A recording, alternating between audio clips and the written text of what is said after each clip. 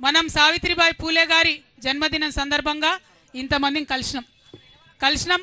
ఆవిడ ఉద్యమ స్ఫూర్తిని మనం ముందుకు తీసుకెళ్లాల్సినటువంటి అవసరం ఉన్నది.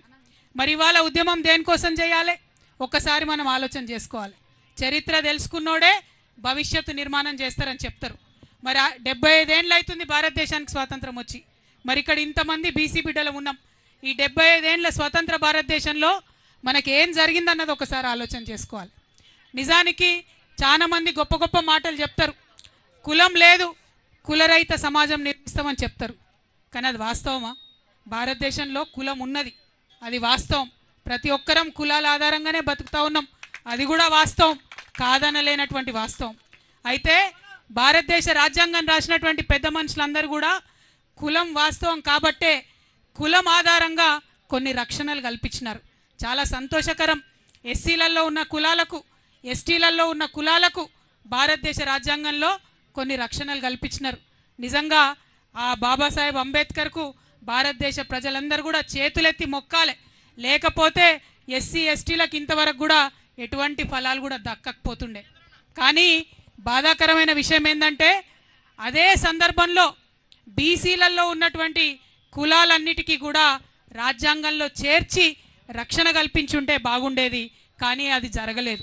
మరి అది జరిగి ఉంటే ఇవాళ నేను బలంగా చెప్తా ఉన్నా, మన బీసీల సంఖ్యాబలంతో నేను చెప్తా ఉన్నా, ఆనాడే రాజ్యాంగంలో బీసీలకు రక్షణ దొరికి ఉంటే ఇవాళ భారతదేశం అభివృద్ధిలో అమెరికాను దాటేసి ఉండేది అనేటటువంటి విషయాన్ని మనం ఈ సందర్భంగా చెప్పుకోవాల్సినటువంటి అవసరం ఉంది. కానీ జరగలేదు. జరగకపోగా తర్వాత ఉన్నటువంటి ప్రభుత్వాలు ఎంతోమంది ఉద్యమాలు చేస్తే 1953లో నెహ్రూ గారు ఆనాడు ప్రధానమంత్రి ఉన్నప్పుడు మొట్టమొదటిసారి బీసీల మీద అధ్యయనం చేయడానికి కాకా కాలేల్కర్ కమిషన్ అని చెప్పి వేయడం జరిగింది. పాపం ఆయన పెద్ద మనిషి, మంచిగా చదివిండు, పరిస్థితులు అధ్యయనం చేసిండు, భారతదేశం అంతా తిరిగిండు, 2 ఏళ్లలో రిపోర్ట్ ఇచ్చిండు. అయితే నెహ్రూ గారు ఏం చేసిరంటే ఆనాడు, నువ్వు రిపోర్ట్ ఇచ్చినావు కరెక్టే, 2399 కులాలు ఉన్నాయి బీసీలల్లా అని చెప్తున్నావు కరెక్టే, అందులో 837 కులాలు ఎంబీసీ కులాలు మోస్ట్ బ్యాక్వర్డ్ ఉన్నాయని చెప్తున్నావు కరెక్టే, కానీ దీనికి ప్రాతిపదిక ఏంటిది అని ఒక ప్రైమ్ మినిస్టర్ స్థాయిలో ఆ రోజు ఆయన చెప్పి, ప్రైమ్ మినిస్టర్ నెహ్రూ గారు ఆ యొక్క రిపోర్ట్ని ఆనాడు రిజెక్ట్ చేసిండ్రు. ఇది చరిత్ర కాదనలేనటువంటి వాస్తవం అని ఈ సందర్భంగా మనందరం కూడా గుర్తు చేసుకోవాలి. మరి ఇక్కడ ఒక ప్రశ్న నేను కాంగ్రెస్ వాళ్ళని అడుగుతా ఉన్నా. నెహ్రూ గారే కమిషన్ వేసిరి, 2 ఏళ్ళు ఆ కమిషన్ నెహ్రూ కేర్ కిందనే పనిచేసే, మరి ఏ ప్రాతిపదికన పనిచేసిందో ప్రధానమంత్రి గారికి తెలియలేదంటే, ఆ 2 ఏళ్ళు రివ్యూ చేయలేదంటే మరి ఇది కాంగ్రెస్ పార్టీ బీసీలకు చేసిన ద్రోహం కాదా అని చెప్పి నేను ఇవాళ ప్రశ్నిస్తున్నా. ఇవాళ ఇక్కడ మనం ఆలోచన చేసుకోవాలి. 1955లో ఆ రిపోర్ట్ రిజెక్ట్ చేస్తే మళ్ళా 24 ఏళ్ళు ఎవ్వరు కూడా బీసీల గురించి మాట్లాడలే. ఎక్కడా కూడా బీసీలకు ప్రభుత్వం కేంద్ర స్థాయిలో ఏమీ కూడా చేయలే. అప్పుడేం జరిగింది? కాంగ్రెస్ ఏతర ప్రభుత్వం వచ్చింది. జనతా పార్టీ మొరార్జీ దేశాయ్ గారు ప్రైమ్ మినిస్టర్ అయిన తర్వాత 1979లో బీపీ మండల్ కమిషన్ వేసిరు. కాంగ్రెస్ వాళ్ళు వేయలే మండల్ కమిషన్, వేసింది మొరార్జీ దేశాయ్ జనతా పార్టీలో. ఆయన పెద్ద మనిషి, బాగా స్టడీ చేసిండు, చాలా అన్యాయం జరుగుతుంది, 70% విద్యా ఉద్యోగాలలో మరి వాటా ఇవ్వాలని చెప్పి సంవత్సర కాలం లోపలనే రిపోర్ట్ ఇచ్చిండు. కానీ అంతలోపు ఏమైంది? జనతా పార్టీ పోయింది, ఇందిరమ్మ రాజ్యం వచ్చింది. ఇందిరమ్మ రాజ్యంలో ఏం జరిగింది? గొప్పగా చెప్తున్నారు ఇవాళ. ఇందిరమ్మ రాజ్యంలో ఏం జరిగిందంటే మండల్ కమిషన్ రిపోర్ట్ తీసి 10 ఏళ్ళు బీర్వాల పెట్టి భద్రంగా తాళం వేసిండ్రు తప్పితే ఇందిరమ్మ రాజ్యంలో బీసీలకు న్యాయం జరగలే. ఇవాళ నేను అడుగుతా ఉన్న కాంగ్రెస్ పార్టీని, కాదంటారా ఈ వాస్తవాన్ని? 1980లో మండల్ కమిషన్ రిపోర్ట్ ఇస్తే మళ్ళా కాంగ్రెస్ ఏతర ప్రధానమంత్రి విపి సింగ్ 10 ఏళ్ల తర్వాత వచ్చేంత వరకు కూడా బీసీల గురించి కాంగ్రెస్ పార్టీ మాట్లాడిన పాపాన పోలేదు. ఇవాళ బాగా నోరు పెట్టుకొని మాట్లాడుతున్నారు. మేమందరం బీసీలం ఇందిరా పార్క్ దగ్గర 2 ముచ్చట్లు మాట్లాడుకుంటామంటే నిన్న రాత్రి 9 దాకా పర్మిషన్ ఇవ్వకుండా ఇబ్బంది పెట్టి, ఇక మీకు ఇప్పుడే బీసీలు గుర్తొచ్చిరా అంటారు. చెప్తాం మీ చరిత్ర కూడా చెప్తాం. మీరు 10 ఏళ్ళు భద్రంగా బీర్వాల పెట్టి తాళం పెట్టిరు మండల్ కమిషన్ రిపోర్టు. మళ్ళా కాంగ్రెస్ ఏతర ప్రధానమంత్రి వచ్చినప్పుడే, విపి సింగ్ గారు వచ్చినప్పుడే దానికి న్యాయం జరిగింది. ఆయన అమలు చేసిండు పాపం మండల్ కమిషన్ రిపోర్ట్ని. అమలు చేస్తే ఇక గొప్పగా మాట్లాడే భారతీయ జనతా పార్టీ నాయకులు విపి సింగ్ గారికి ఆనాడు సపోర్ట్ విత్డ్రా చేసుకున్నారు. ఆయన ప్రభుత్వాన్ని కూలగొట్టిండ్రు. సంకీర్ణ ప్రభుత్వం ఉండే, బీజేపీతో కలిసిన ప్రభుత్వం ఉండే, బీసీల కోసం మంచిగా చేసినటువంటి వ్యక్తి ప్రధానమంత్రిగా ఉండడానికి లేదని బీజేపీ ఆనాడు సపోర్ట్ వాపస్ చేసుకున్నది. ఇది కాదా, ఇది తప్ప బీజేపీ నాయకులు ఇవాళ ఆన్సర్ చేయాలి. ఆనాడు మరి కాంగ్రెస్ వాళ్ళకు కూడా ఉండే ఎంపీలు, కానీ వీపీ సింగ్కి సపోర్ట్ చేయలేదు. మొత్తానికి ఆయన ప్రభుత్వాన్ని ఊలగొట్టిండ్రు. తర్వాత కేసుల మీద కేసులు వేసిండ్రు. 1993లో 27% కేవలం ఉద్యోగాలలో మాత్రమే బీసీలకు రిజర్వేషన్ వచ్చింది, కేవలం ఉద్యోగాలలో మాత్రమే. మళ్ళీ 2006 దాకా అంటే ఇంకొక 13 ఏండ్లు విద్యలో మనకు రాలేదు రిజర్వేషన్. 2006లో మళ్ళా 13 ఏండ్లకు అప్పుడు విద్యలో రిజర్వేషన్ వచ్చింది. అంటే ఈ నెహ్రూ గారి రాజ్యంలో అన్యాయమే, ఇందిరమ్మ రాజ్యంలో బీసీలకు అన్యాయమే. తర్వాత రాజీవ్ గాంధీ గారు వస్తే ఇదే వీపీ సింగ్ గారు నేను అమలు చేస్తున్న మండల్ కమిషన్ రిపోర్ట్ అంటే పార్లమెంటులో గంటన్నర మాట్లాడతారు రాజీవ్ గాంధీ గారు. మాట్లాడి ఏమంటారు, బీసీలకు రిజర్వేషన్లు ఇస్తే ఈ దేశం విచ్ఛిన్నం అయిపోతుందని చెప్పి ఆనాడు రాజీవ్ గాంధీ గారు మాట్లాడినరు.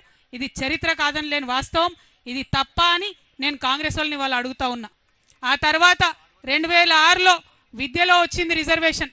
ఇక కొట్లాడంగా మరి సోనియమ్మ రాజ్యం వచ్చింది. సోనియమ్మ రాజ్యంలో 2011లో కులగణన చేస్తామని చెప్పి మొదలుపెట్టిండ్రు. 4500 కోట్ల రూపాయలు ఖర్చు పెట్టిండ్రు, కులగణన చేసిండ్రు. కానీ ఆ రిపోర్ట్ మాత్రం ఇంతవరకు బయట పెట్టలే. ఎందుకోసం భయం, మనం ఎంతమంది ఉన్నామో తెలిస్తే అంత వాటా ఇవ్వాల్సి వస్తుందని భయం తప్పితే ఇంకొకటి ఏమీ లేదు. 4500 కోట్లు ఖర్చు పెట్టి సోనియమ్మ ఆ రిపోర్ట్ ఇవ్వకుండానే వెళ్ళిపోయింది. ఆ తర్వాత బీజేపీ ప్రభుత్వం 2014లో వచ్చింది.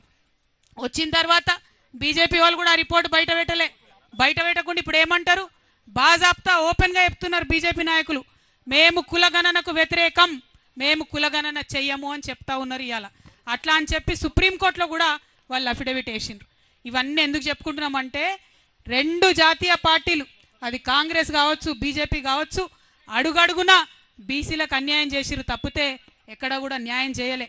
ఇవాళ నేను ఇప్పుడు చెప్పినటువంటి విషయాలన్నీ ఏ ఒక్కటి అవాస్తవమైనా నేను రాజకీయాల్లోంచి శాశ్వతంగా తప్పుకుంటానని చెప్పి ఛాలెంజ్ చేస్తా ఉన్నా కాంగ్రెస్ పార్టీకి, బీజేపీ పార్టీకి. నేను కరెక్ట్ మాట్లాడుతా ఉన్నా, న్యాయబద్ధంగా మాట్లాడుతా ఉన్నా, ధర్మబద్ధంగా మాట్లాడుతా ఉన్నా. ఎవరన్నా ఈ భారతదేశంలో బీసీలకు న్యాయం చేసిరంటే అది కేవలం ప్రాంతీయ పార్టీలు మాత్రమే. పైన మమతా బెనర్జీ దగ్గర నుంచి మొదలు పెట్టుకుంటే నవీన్ పట్నాయక్ గారు కావచ్చు, శరద్ పవార్ గారు కావచ్చు, ఏఐడిఎంకే కావచ్చు, డిఎంకే కావచ్చు, ప్రతి ఒక్క చోట మీరు ఎక్కడ చూసినా మన కేసీఆర్ గారు కావచ్చు, ఎన్టీఆర్ గారు కావచ్చు, కేవలం బీసీలకు న్యాయం చేసిందంటే ప్రాంతీయ పార్టీలు మాత్రమే న్యాయం చేసినాయన్న విషయం మనం విస్మరించడానికి లేదు అని మీకు ఈ సందర్భంగా నేను తెలియజేస్తా ఉన్నా. మరి ఇవాళ ఈ బీసీ మహాసభ వేదిక ద్వారా భారతీయ జనతా పార్టీని మేము మొదటి డిమాండ్ చేస్తూ ఉన్నాం. అదేంటంటే ఇప్పుడు సెన్సస్ చేస్తున్నారు, జనాభా లెక్కలు చేస్తున్నారు ఈ సంవత్సరంలో 2025లో. తప్పకుండా దాంట్లో కులగణన చేయవలసిందిగా భారతీయ జనతా పార్టీని నేను డిమాండ్ చేస్తూ ఉన్నా. ఇక్కడ మరి రేవంత్ రెడ్డి గారి ప్రభుత్వం నడుస్తుంది, మీ అందరికీ తెలుసు. రేవంత్ రెడ్డి గారి ప్రభుత్వం మనకేం చెప్పింది, ఎన్నికలలో ఏం హామీ ఇచ్చిండ్రు? అమ్మ మీరు వచ్చిర్రు, ధన్యవాదాలు, కూర్చోండి. ఏం వాగ్దానం ఇచ్చిండ్రు? 42% రిజర్వేషన్ ఇచ్చినాకనే లోకల్ బాడీ ఎన్నికలకు పోతామన్నారు. ఇక్కడ ఒకసారి మనందరం ఆలోచన చేయాలి. ఎన్నికల్లో హామీ ఇచ్చేటప్పుడు తెలియదా ఎట్లా చేయాలనో? 42% ఉట్టిగానే హామీ ఇచ్చేస్తారా? అంటే ప్రజలకు ఏది పడుతుంది చెప్పి తర్వాత సంగతి తర్వాత చూడాలనుకున్నారా? మీరు 42% ఇవ్వాలని చెప్పినప్పుడే మీకు తెలుసు, ఏం తెలుసు మీకు ముందట కర్ణాటక ఫెయిల్యూర్ స్టోరీ ఉంది, బీహార్ ఫెయిల్యూర్ స్టోరీ ఉంది. దాని తర్వాత మీకు తెలుసు మొట్టమొదట డెడికేటెడ్ కమిషన్ వేయాలని తెలుసు. మహారాష్ట్రలో కూడా మీరు ఫెయిల్ అయిపోయినరు. ఈ వివరాలన్నీ కూడా మీకు తెలుసు. తెలిసి కూడా అధికారంలోకి వచ్చిన వెంటనే మొదటి నెలలనే బీసీ డెడికేటెడ్ కమిషన్ వేసేది ఉండే. జై తెలంగాణ. ఒక్క నిమిషం వాటర్. కానీ దయచేసి మీరు వచ్చిన వాళ్ళందరూ కూడా మీకు ఒక విజ్ఞప్తి, పేరు పేరున మీ ప్రతి ఒక్కరికి ధన్యవాదాలు తెలియజేస్తూ. థ్యాంక్ యూ నర్సింగ్, జై బీసీ. ఇవాళ ఇక్కడ రేవంత్ రెడ్డి గారి ప్రభుత్వం నడుస్తూ ఉన్నది. ఈ ప్రభుత్వం మనకు హామీ ఇచ్చింది. ఏమని హామీ ఇచ్చింది? 42% మేము రిజర్వేషన్ చేసినాకనే ఎన్నికలకు పోతామన్నారు. మీరు 42% లోకల్ బాడీలో రిజర్వేషన్ ఇవ్వాలంటే అధికారంలోకి వచ్చిన నెల లోపలనే బీసీ డెడికేటెడ్ కమిషన్ వేయాల్సింది. వేయలేదు మీరు. మేము గుర్తు చేసినాం. తెలంగాణ జాగృతి నుండి జనవరి 26, 2024లో మేము రౌండ్ టేబుల్ సమావేశం పెట్టి మరీ గుర్తు చేసినాం. మీరు ఇస్తామన్నారు, మీరు డెడికేటెడ్ కమిషన్ వేయండి, మీరు ఇస్తామన్నారు, ప్రక్రియ ప్రారంభించండి అని. కానీ చేయలేదు. చేయకుండా మనందరం కూడా గొడవ చేసేంత వరకు, హైకోర్టు మొట్టికాయలు వేసేంత వరకు కూడా రేవంత్ రెడ్డి గారి ప్రభుత్వం బీసీ డెడికేటెడ్ కమిషన్ వేయలేదన్నటువంటిది వాస్తవం. ఇప్పుడు వేసిండ్రు, 2 నెలలైంది బీసీ డెడికేటెడ్ కమిషన్. కానీ ఈ లోపల ఏం చేసిండ్రు? లెక్కలు ఇంకో కమిషన్ పెడుతున్నది. అంటే ఇందులో కుట్ర ఏముంది? లెక్కలు ఒక కమిషన్ పెడుతున్నది, రిపోర్ట్ ఇంకో కమిషన్ ఇస్తున్నది. రేపు పొద్దున ఇది నిలబడుతుంది ఆ కోట్ల. ఇగో ఇలా అందుకే పెట్టినాం బీసీ మహాసభ. ఉట్టిగా పెట్టలే, మాకు తెలియక పెట్టలే.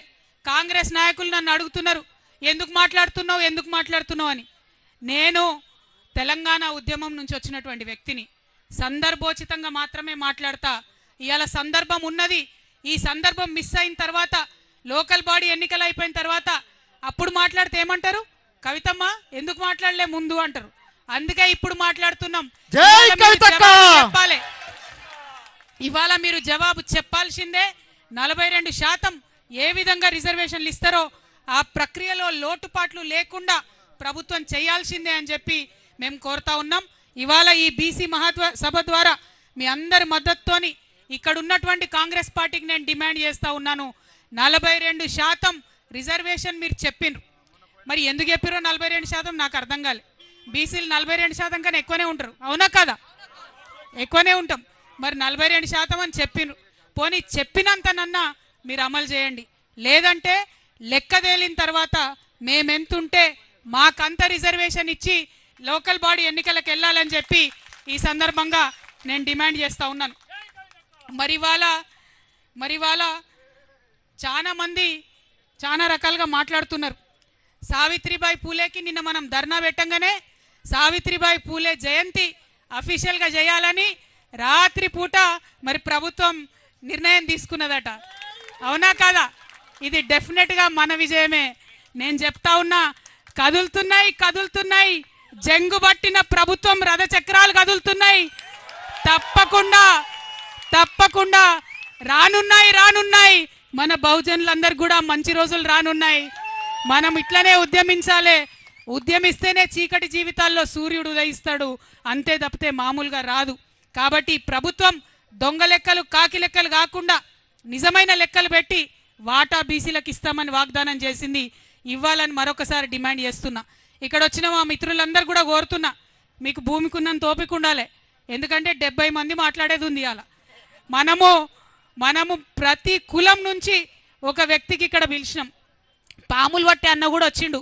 మరి పాము కూడా తీసుకొని వచ్చిండంట. భయపడకుండా ఎవరు, ఇప్పుడైతే కంట్రోల్నే ఉంది అది. కానీ పాము కూడా వచ్చింది మన మీటింగ్కి. నేను మిమ్మల్ని రిక్వెస్ట్ చేసేది ఏంటంటే, బీసీలలో ఉన్న అన్ని కులాలకు సంబంధించినటువంటి నాయకులు వారి వాయిస్ వినిపించాలనే ఉద్దేశంతో ఈ సభ పెట్టుకున్నాం. కొంచెం రష్ ఎక్కువైంది, అడిదికి ఎండ కొడుతుంది నాకు తెలుసు, క్షమించాలి. పోలీసు వాళ్ళు లేటుగా పర్మిషన్ ఇవ్వడంతో అంతకన్నా ఎక్కువ నీడ వేసే అవకాశం రాలేదు. మీ అందరితో నా రిక్వెస్ట్ ఏంటంటే, ప్రతి ఒక్కరికి మాట్లాడే అవకాశం ఇద్దాం. మధ్యలో మా కళాకారులు వచ్చిండ్రు. కళాకారులందరూ కూడా మేము బీసీ కళాకారులం ఉద్యమిస్తామని చెప్పి వారు వచ్చిండ్రు. వారు కూడా పాటలు పాడుతుంటారు. మొత్తం అయిపోయినాక అందరూ 70 మంది మాట్లాడినాక లాస్ట్కు మళ్ళొకసారి ఈ మహాసభ తీర్మానాలు చేసుకొని అప్పుడు సభ ముగిస్తాం. కాబట్టి ఓపికగా కూర్చోవాలని చెప్పి అందరికి కోరుతా ఉన్నా. జై బీసీ, జై తెలంగాణ, జై భీమ్. అక్క ధన్యవాదాలు.